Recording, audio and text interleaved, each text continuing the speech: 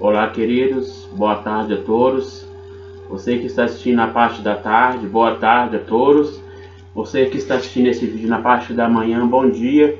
E você que está assistindo na parte da noite, boa noite. E você que não é inscrito no meu canal, se inscreva aí, ative as notificações. Jesus te abençoe. Hoje, queridos, vamos falar um pouco da Escola Bíblica Dominical, a revista CPAD, Lições Bíblicas. Aqui, pessoal, vou mostrar para vocês. Batalha espiritual, o povo de Deus e contra as hostes do mal, ok? Lições Bíblicas. Hoje nós vamos estudar a lição 9, né? E vai falar sobre conhecendo a armadura de Deus. E é uma batalha espiritual, o povo de Deus e a guerra contra as potestades do mal. Então, queridos, a lição 9, 3 de março de 2019, conhecendo a armadura de Deus. Hoje nós vamos conhecer as armaduras espirituais do crente. Textual: portanto, tomai toda a armadura de Deus, para que possais resistir no dia mau, e havendo feito tudo, ficais firmes. Está no livro de Efésios, capítulo 6, versículo 13.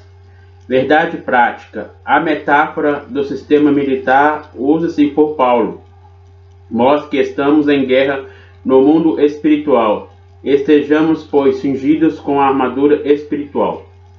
Então, queridos, aqui o apóstolo Paulo falando, né, a todos os cristãos, né, cingir com a armadura espiritual, né, está pronto para a batalha. Leitura bíblica em classe está em livro de Efésios, capítulo 6, versículo 13 ao 20. Portanto, tomai toda a armadura de Deus, para que possais resistir no dia mau, e havendo feito tudo, ficais firmes. Estais, pois, firmes, tendo cingido os vossos lombos com a verdade, e vestido com a couraça da justiça, e calçado os pés na preparação do evangelho da paz. Então, queridos, nós devemos estar cingidos, né, com o lombo da verdade, né, e vestir-se com as couraças da justiça. Essas são as armaduras espirituais que o apóstolo Paulo está nos falando nessa lição. Vamos correr aqui um pouquinho na lição. Vamos para a introdução da lição. A presente lição é a continuação da anterior. Então, o assunto que nós estamos falando, né, sobre armadura espiritual, é a continuação da lição passada. Lá vimos que existe uma batalha espiritual e invisível entre os crentes, e Jesus é o reino das trevas. Aqui vamos estudar como o apóstolo Paulo usou os instrumentos bélicos do sistema da época como metáforas. Então, é figura de linguagem. Essa ilustração é um recurso didático importante, porque isso facilita a compreensão dos cristãos no bom combate. Então, queridos, aqui é um sentido, né, figurado que o apóstolo Paulo, né, mostrando para os crentes. A guerra, segundo o dicionário teológico, beakon, né, sentido grego, guerra é o recurso das nações para tratar de resolver diferenças pelas forças das armas. As guerras sempre são produtos de pecaminosidade humana, seja por instigação imediata, por causa da indireta. Mas a legitimamente da guerra pode depender de sua motivação. Continuação, queridos. Ao longo dos séculos, desde a batalha dos realistas contra Ai, por volta de 1400, aí como está escrito A.C.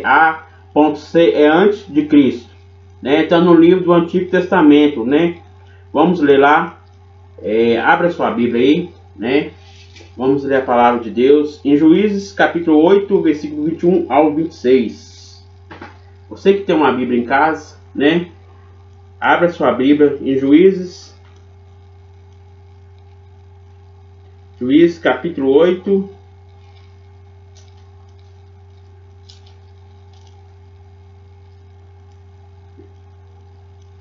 Juízes capítulo 8, versículo 21 ao 26.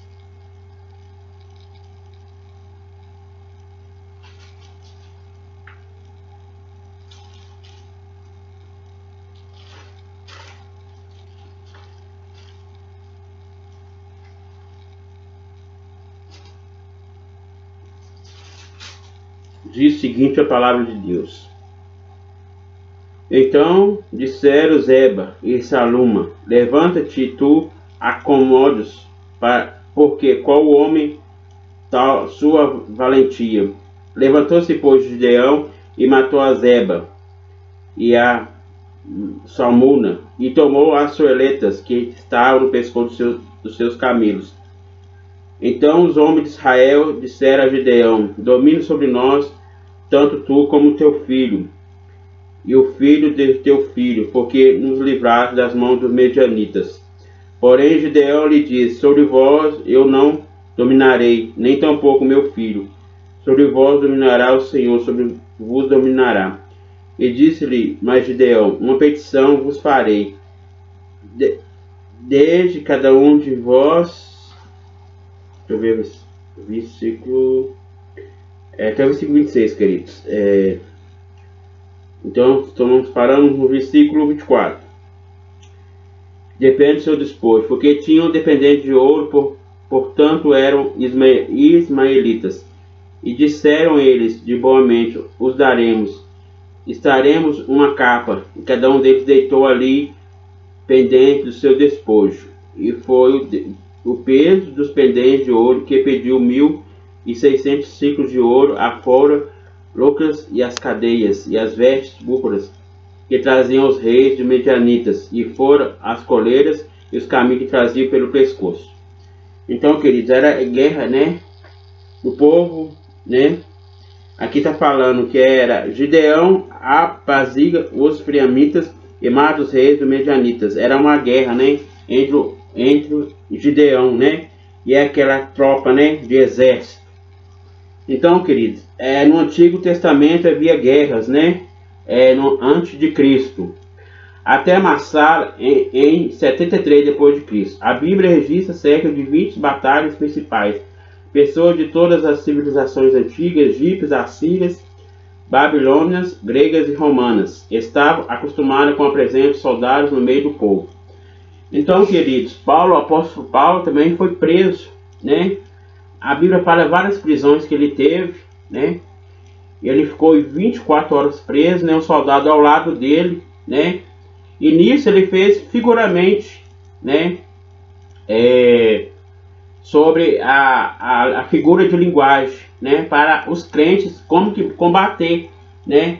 Com as armas espirituais, né? Então, queridos, vamos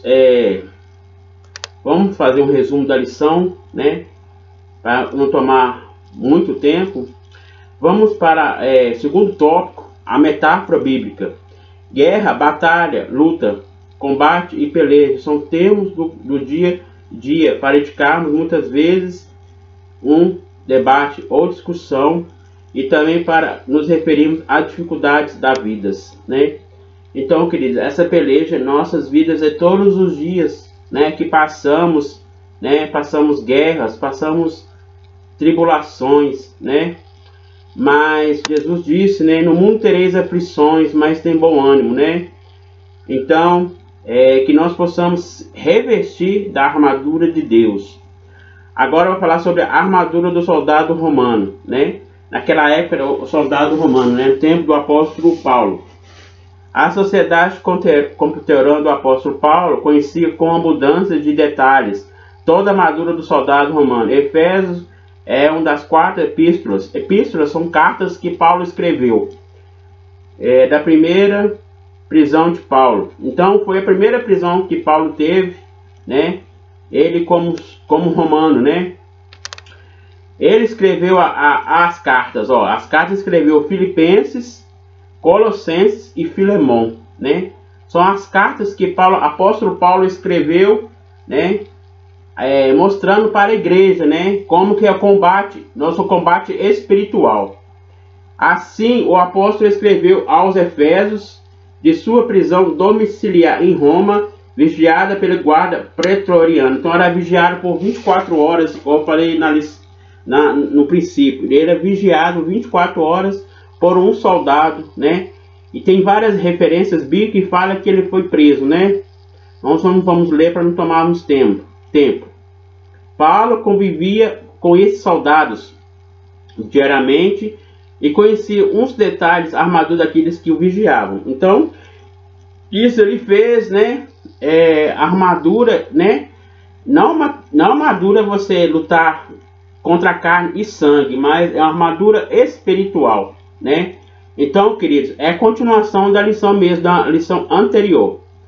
Agora, a armadura de Deus, versículo 13. Mesmo depois de tomar toda a armadura de Deus, o apóstolo nos exorta a ficarmos firmes, né? Então, o apóstolo está exortando, né, a igreja para ficar firmes. Depois da vitória, o soldado romano permanecia em pé e vitorioso. Paulo acrescenta: tendo cingido vossos lombos com a verdade. Isso significa usar a verdade com cinturão, né? Então você usar a verdade, né, aqui no sentido figurado, né? Essas metáforas são apropriadas, pois usam as coisas da vida diária, conhecidas de todos, para esclarecer verdades espirituais. Agora falar sobre a couraça da justiça. A armadura defensiva em forma de um manto de ferro feito de couro. Então é uma armadura, né, que era feita para defender, né, os ataques, né, do inimigo. Sua função é proteger o pescoço, o peito, os ombros, o abdômen e até as costas. Então é do pescoço aqui até embaixo, até nas pernas, né? Era um parte de defesa, né? Para você vencer, né, os ataques, né? As armadilhas, tudo, vencer tudo, né? Era uma proteção, tinha uma proteção, né? Dependendo da época, da civilização, a couraça chegava até a coxa, né? O apóstolo Paulo usa a couraça como uma metáfora, então é sentido, né, de linguagem, figura de linguagem, para ilustrar a defesa espiritual. Então a nossa defesa espiritual, né? Então nós devemos vestirmos, né, como espiritualmente, que o apóstolo Paulo está explicando, né? Um abrigo contra as feridas morais e espirituais, é uma proteção da justiça e de Cristo imputado ao pecador, e a couraça da fé. Então, queridos, foram várias armas, né, que o apóstolo Paulo citou para a igreja, né, as armaduras espirituais.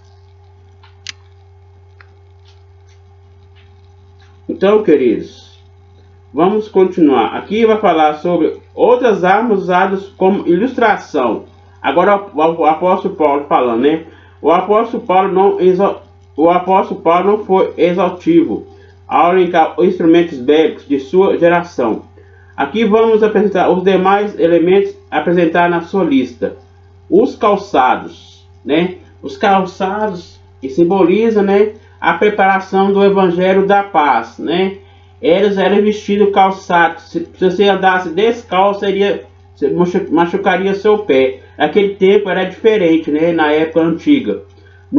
Agora no Novo Testamento, né, fala sobre o evangelho da paz. O termo hebraico nau, sandália, sapato. O seu corresponde de grego, está dito ao Novo Testamento. Aí tem uma palavra grega aí, ibudomema, sandália. Vem do verbo eipodeu, atar debaixo. E diz a respeito ao calçado, formado por uma sola de couro, que se amarrava ao pé com correias ou cintas, né? Era uma peça de vestuário usada pela população civil. Então os soldados vestiam para poder, né, se proteger. No caso do soldado, porém, era necessário para sua segurança, prontidão da marcha.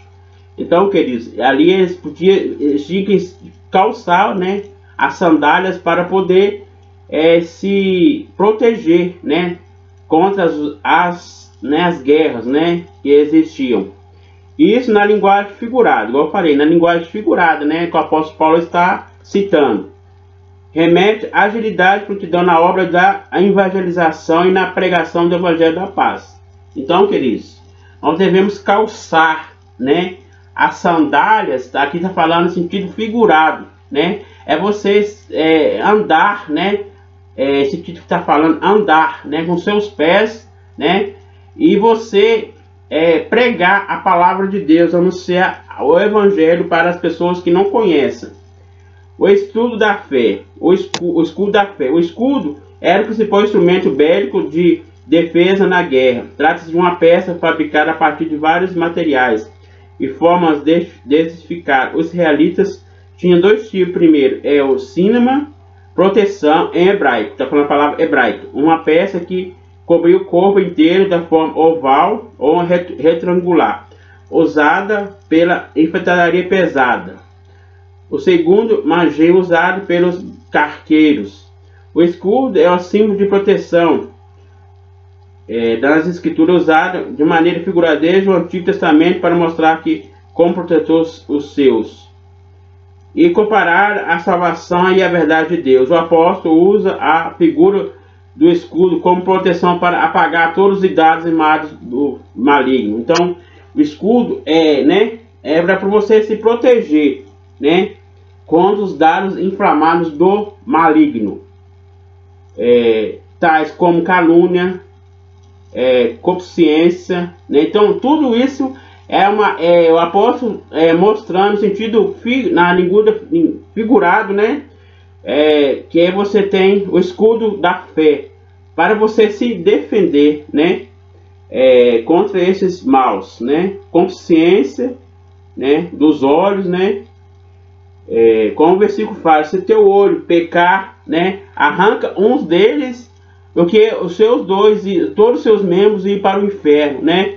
Aqui, queridos, não você arrancar seus olhos, né, carnal, né, mas os seus olhos, né, espirituais. Se você está vendo uma coisa que você acha que vai ser bom para os seus olhos, que é mal para o nosso Deus, você deve se afastar, né? Que está falando você tirar a visão das coisas más, né? Das coisas que aborrecem ao nosso Deus. Amém?